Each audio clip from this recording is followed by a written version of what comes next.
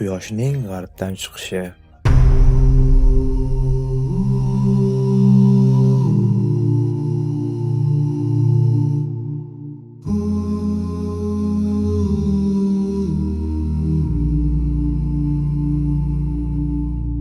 Buni ko'rgan odamlar dunyoning oxiri kelganini aniq tushunadilar.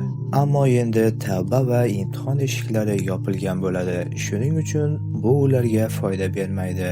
Bu eng katta alomatlaridan biridir. Ammo biz unutayotgan bir haqiqat bor.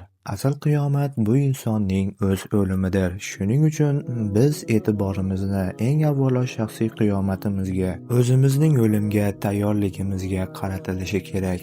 Agar Allohga bo'lgan iymonimiz kuchli bo'lsa, katta qiyomat paytida ham biz qabrdan turib, bu manzaralarni, Allohning qudratini tafakkur qilib, hayrat bilan tomosha qilamiz.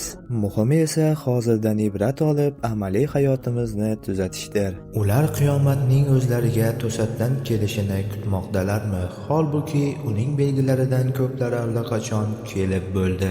Qiyomat kelgach, endi ularning ibrat olishlaridan qanday foyda bo'ladi?